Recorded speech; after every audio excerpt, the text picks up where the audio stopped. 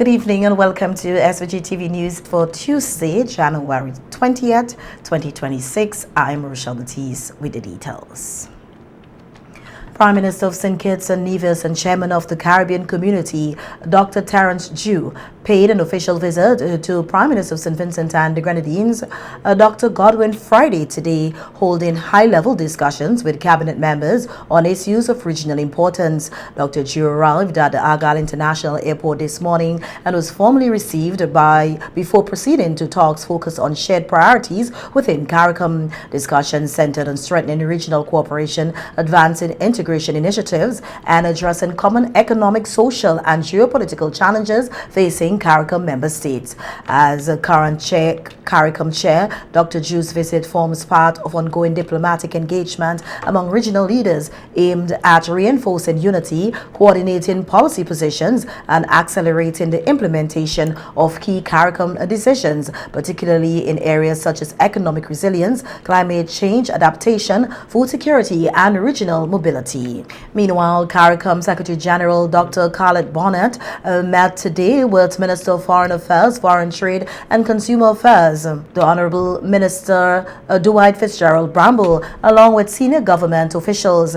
According to a news release from the Ministry of Foreign Affairs, Dr. Bonnet congratulated Minister Bramble on his recent appointment and engaged in substantive discussions on a wide range of regional and institutional matters. These included St. Vincent and the Grenadines' responsibilities within CARICOM, the CARICOM free movement regime, and overview of the CARICOM portfolio, the country's current role within the regional architecture, and the coordination of foreign policy at the regional level. The Secretary General also encouraged Vincentians to explore employment opportunities within the CARICOM Secretariat, noting that increased national participation will strengthen both the effectiveness of the regional institution and St. Vincent and the Grenadines' contribution to regional development. Together, the engagements underscore CARICOM's continued focus on collaboration, capacity building, and collective action to advance sustainable development across the Caribbean. Ambassador of Japan to St. Vincent and the Grenadines, His Excellency Dr. Akima Yumezawa, paid a courtesy call on Prime Minister Dr. Godwin Friday and Minister of Foreign Affairs, Foreign Trade, Foreign Investment, and Diaspora Affairs, Dwight Fitzgerald Bramble, on Monday. A news release from the Ministry of Foreign Affairs says the meeting provided a platform to discuss prospective areas of mutual interest and explore opportunities for collaboration, particularly within the blue economy and education sectors. The Prime Minister and Ambassador reaffirmed their shared commitment to strengthening bilateral relations and exchange views on pertinent global issues. The release says during his visit, His Excellency also met with Minister of Fisheries Conroy Huggins at the Blackfish Processing Facility in Barley. The Ministry of Foreign Affairs, Foreign Trade, Foreign Investment, and Diaspora Affairs says it remains committed to advancing the development of St. Vincent and the Grenadines through international partnerships. Local solidarity groups across the Caribbean are continuing to organize rallies and demonstrations in support of Venezuela following a major escalation in the crisis involving the United States and Venezuela earlier this month. On January 16, 2026, members of the Solidarity SVG and other community activists gathered for a mini rally in capital Kingstown to express their opposition to recent U.S. military action and denounce what they described as infringements on national sovereignty and international law. Among those speaking was lawyer and author Cecil Blazer Williams, who criticized Western media coverage of the situation. Williams accused major news outlets of perpetrating narratives that, in his view, contribute to a negative portrayal of Venezuela and distract from the broader geopolitical context. He argued that this framing outlooks the historical role the U.S. has played in interventions throughout Latin America and the Caribbean. Those countries, Europe, North America, we have to look very carefully and listen carefully at how people set out the news. The fundamental word that should have been used, the word that should be used when people violate international law, such as happened with Venezuela and Maduro and his wife. That is a simple kidnapping.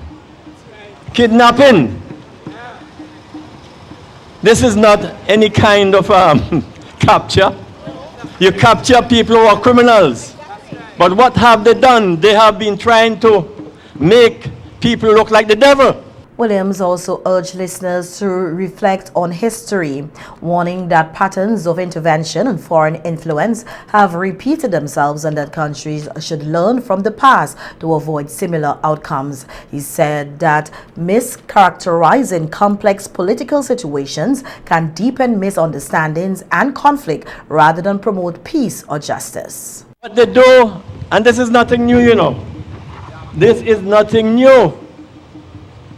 When they want to get rid of you, when they want to get your minerals, when they want to get your oil, they want to get your gold, they want to get your copper, they want to get your uranium, and you don't want to give it to them, they say that you are a dictator.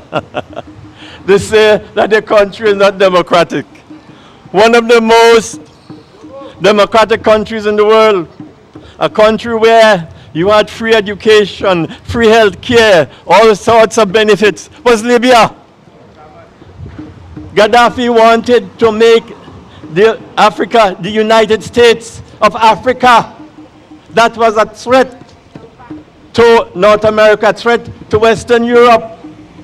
And so they turned him into the devil. He's the devil. Several other speakers at the event condemned actions by the United States government, framing them as an unjustified breach of international norms. These protests aligned with wider expressions of outrage across the Caribbean and around the world following the U.S. military operation in Venezuela on January 3, 2026, which included strikes on Venezuelan territory and the capture and removal of Venezuelan President Nicolas Maduro and his wife, who were transported to the United States to face federal charges. Critics of the U.S. action included regional civil society groups, international organizations, and foreign governments have described the operation as a violation of the United Nations Charter and principles of state sovereignty. Some have also urged that dispute over governance in Venezuela be resolved through diplomatic and multilateral challenge rather than through force.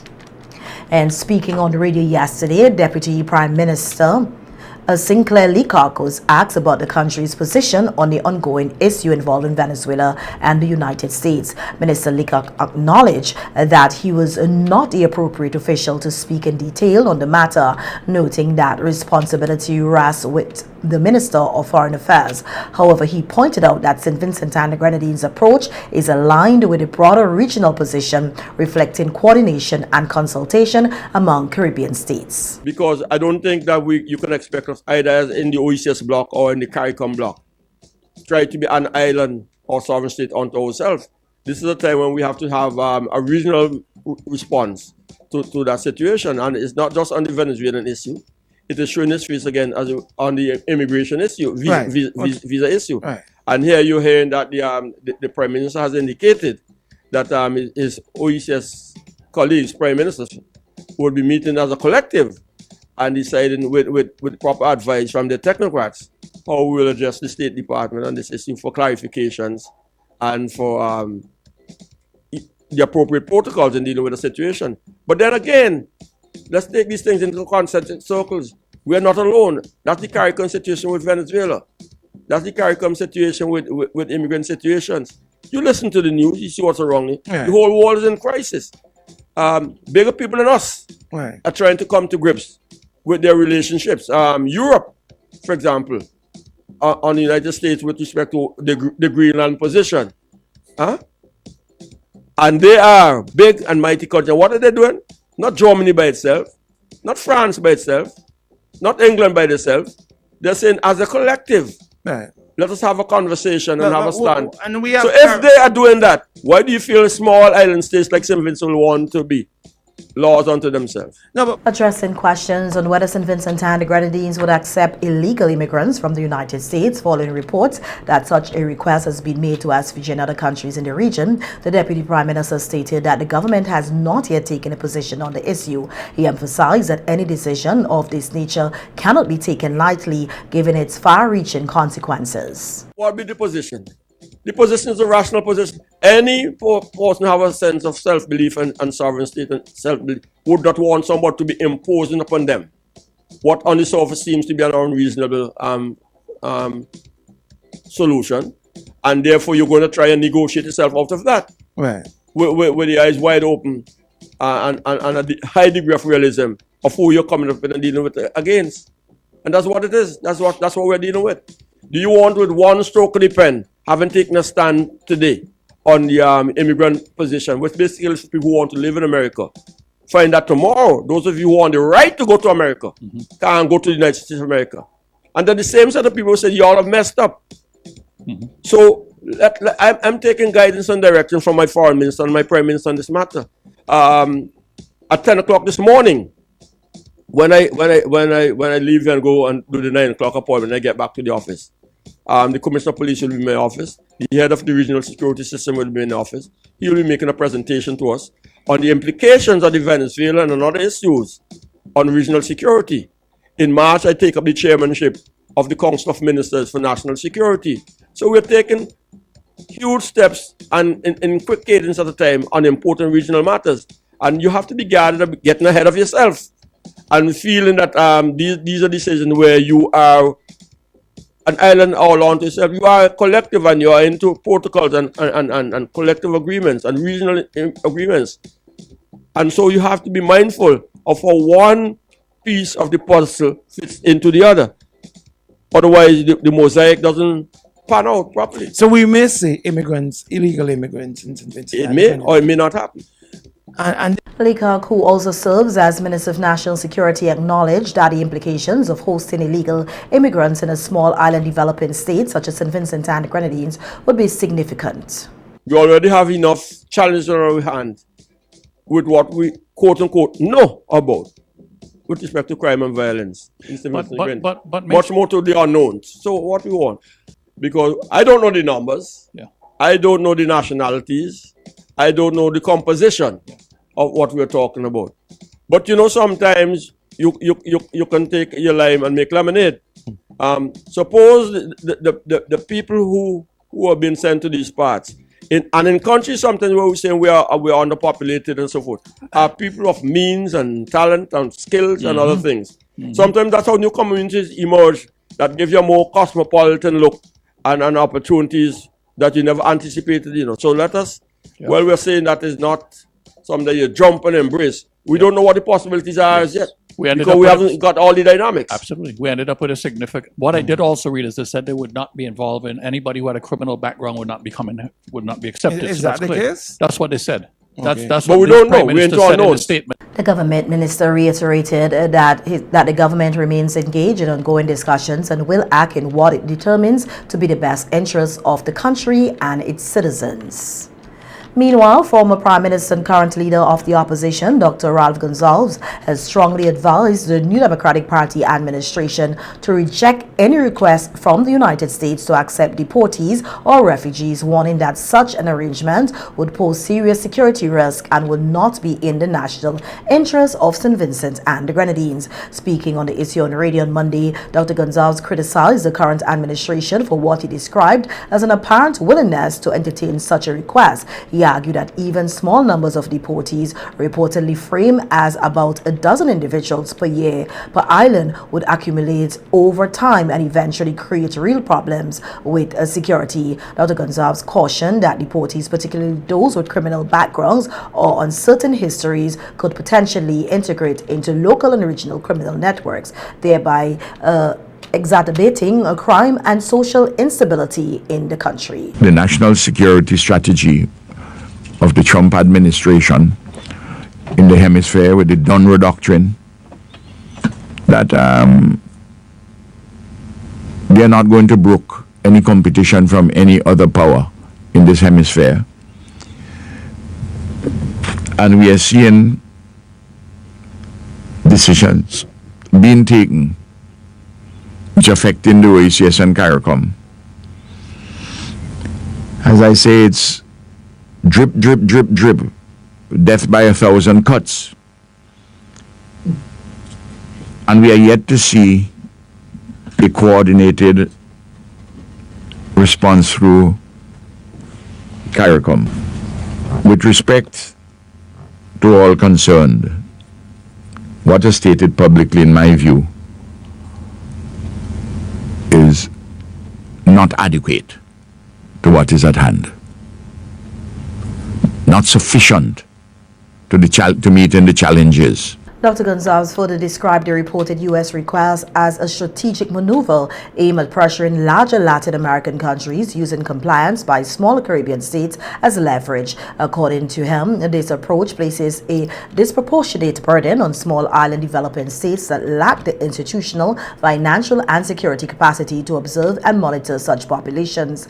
The opposition leader urged the government to adopt what he termed a policy of creative resistance, suggesting that St. Vincent and Grenadines could instead pursue alternative forms of cooperation with the United States. These could include expanded visa-free travel arrangements, trade concessions, or collaboration in areas such as energy, climate resilience, or development assistance. The numbers you're going to ask us to take, not going to move the needle. You have tens of thousands of persons to be refugees and persons to be deported from the United States of America. The numbers they were talking about, the ballpark, 10, 12, maybe up to 20. Let us say 12 for each of the 6 OECS countries. That's 72 persons. That's a drop in the bucket as far as the U.S. would be concerned. So why do they want to put that pressure on us? Just to tick a box? To say that they get you to do it so they can then go to larger countries, say in Latin America and other parts of the world, say, hey, these nationalist governments in the Eastern Caribbean, small, they take in as many as they can take. What about you? Why don't you take more? So because this doesn't move the needle. This does not move the needle whatsoever. Dr. Gonzalez also highlighted the legal and practical challenges associated with accepting deportees or refugees. He noted that under international conventions and domestic law, individuals who have not committed crimes locally cannot be detained indefinitely. Once accepted into the country, he warned the state would have limited legal authority to monitor or remove them, making long-term management both costly and complex. They're going to get linked with the local and regional criminal class, at least some of those, because not all of them would be bad eggs who are coming in, but a sufficient number of them would be bad eggs, that you're going to have real problems with your security. And you take 10, 12 this year, 15, you take another number next year. It adds up for us to a significant number. And I said to them, you have one Haiti already. Why do you want to open the doors of insecurity? For ourselves, it's not in your interest. Please don't do this. Because as our friends, I had to persuade them that it is not in their own interest also for this to be done. But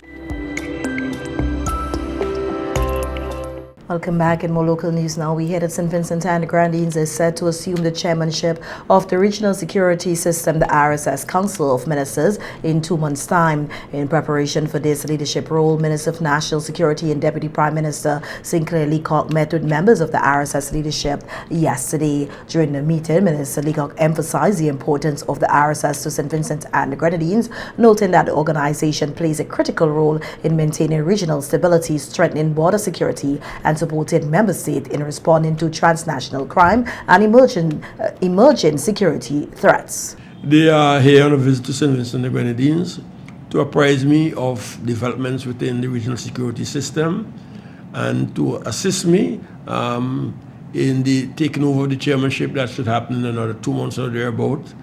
and to, generally speaking, inform me on the wide benefits and relationships that exist by our membership of the regional security system and the challenges that attend to us at this time.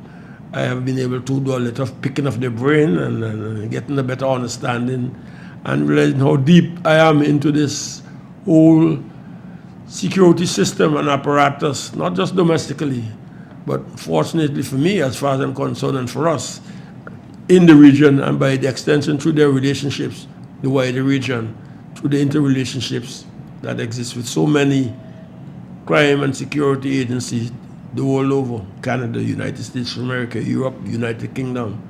And there's a lot of good news inside of that. Too much to take up your evenings into you. Executive Director of the Regional Security System, Rear Admiral Arrington Sholan, stated that St. Vincent and Grenadines, as a founding member of the RSS since 1982, has maintained a strong and productive relationship with the organization. He noted that the region continues to face complex security challenges, including organized crime and illicit trafficking, which required a collaborative and coordinated regional approach. I was grateful for the opportunity to brief the Minister not only about the RSS and what we do as a security alliance, but also equally important, with St. Vincent and the Grenadines taking up the chairmanship of the RSS with effect from the 1st of April, to be able to inform the Minister of the duties and responsibilities of the chair. The security environment within the Caribbean is a challenging one. We're faced with transnational organized crime. We're faced with cybercrime. And it is very important that we, as a region, collaborate to deal with those threats.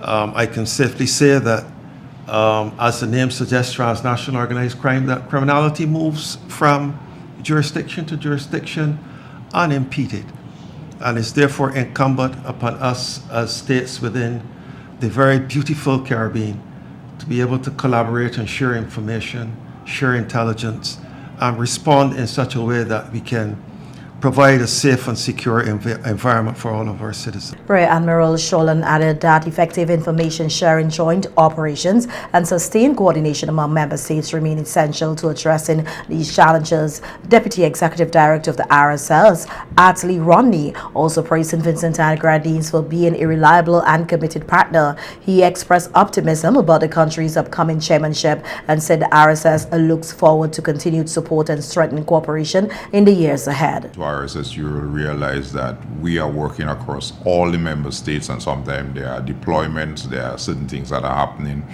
and as you rightly said, the security landscape is changing, and obviously we have to adjust to the trends that is presently before. So RSS has been given that type of service to the member states, and St. Vincent and the Grenadines has benefited and will continue to benefit when it comes to not only deployment when there is a disaster, but also in training areas where we provide training for the officers from St. Vincent. So St. Vincent has been a good partner. It has provided some of very capable persons that worked at the RSS headquarters in different capacities. So over the years, the headquarters of RSS and St. Vincent and the Grenadines has built a very good relationship, and it has been beneficial both to St. Vincent, because some of the officers, after their secondment in the RSS headquarters, return to their forces and perform at a very high level. Whereas for us at RSS headquarters, when they come, they make a great contribution to the work that we do in there. So it has been a good partnership and one that we're looking forward to continue. And Commissioner of Police Anvil Williams, who was also present at the meeting, said that St. Vincent and Grenadines has benefited significantly from its involvement in the RSS. He echoed the call for continued partnership and noted that the country's assumption of the chairmanship will allow it to play a more influential role in shaping regional security priorities and responses. Continue to be a recipient of the unity that is so highlighted at RSS through training and continued involvement in shaping the security landscape. Certainly we continue to contribute towards having a safer, more secure, more prosperous region with RSS leading the charge. We, as a small island state, cannot do it alone. We don't have the resources to do it by ourselves. And so we depend on this partnership that RSS brings to bear, to help us to create that lasting peace for our people. And as we go through this year where St. Vincent will take up chairmanship of RSS, we are hoping that our presence at the table will continue to bring dividends for our people, dividends from a security standpoint, where we continue to realize a safer, more prosperous St. Vincent and Grenadines and the region as a whole. The meeting underscored a shared commitment of St. Vincent and the Grenadines and the RSS to enhancing collective security and ensuring a safer region for all member states. And the SVG Cadet Force is exploring ways to attract more young people to the organization as it continues to produce well-rounded individuals who contribute to the development of the country. Commander of the SVG Cadet Force, Major Idelia Ferdinand, says the organization is seeking partnerships with schools across St. Vincent and the Grenadines. This, she notes, would help achieve the target of enrolling more than 1,000 cadets this year. We continue to offer cadets specialized training through the various units we mentioned earlier. And one of the ideas we would like to propose is school units. And we hope that when we put forward the pilot, that we will have many schools ready and willing to partner with us. We look forward to developing the relationship with all our stakeholders, not only through the main anniversary events that you will hear about today, but other scaled-down activities. Dr. Ferdinand is of the view that the Cadet Force programs played a vital role in shaping lives, especially young minds, which she believes is greatly needed in St. Vincent and the Grenadines. The opportunities we offer are endless, and we are always enhancing the program to meet the needs of young people in a world that is quickly changing. Notwithstanding the many challenges, we endeavor to stand firm on our motto of discipline, patriotism, and honor. It is what shapes us and helps us to continue to maintain a standard of excellence and to stand out in a positive way at a time when negative values have become the norm.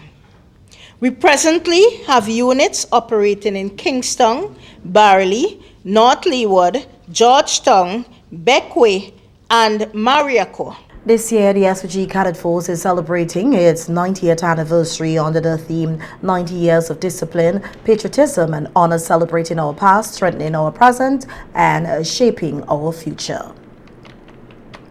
The Chief Risk Officer of the National Insurance Services has reminded the public that activities commemorating the institution's 39th anniversary are continuing as the organization reflects on nearly 4 decades of service to the people of St. Vincent and the Grenadines. Speaking during a recent interview on NBC Radio, the official noted that the anniversary celebrations are designed not only to mark the milestone but also to highlight the critical role NIS plays in providing social security protection to workers, pensioners, and their dependents across the country. As part of the ongoing observance, 2 major events are scheduled for Thursday, February 13, 2026. These include a union meeting, which will focus on engagement with staff and stakeholders, and a Pensioners Appreciation Day intended to recognize and honor the contributions of retirees who have helped to build and sustain the national insurance system over the years. As of tomorrow, 21st January, we will be meeting with the unions. We'll have a conversation with them just to give an overview of NAS benefits and so forth, and to hear their voice in terms of any concerns that they may have. So we gave an opportunity for them to be able to air their opinions. Also, what I think we're most excited about is on February 13th, on the eve of Valentine's Day, we're having a Pensioners Appreciation Day. So we're celebrating a legacy of love with our pensioners. So pensioners, we have an exciting package for you. So save the date, and we'll give you more details as the event draws closer. The NIS officially encouraged stakeholders, contributors, and pensioners to participate in the anniversary activities, noting that the celebrations provide an opportunity for reflection, dialogue, and renewed commitment to strengthening the national insurance system as the NIS looks ahead to the future.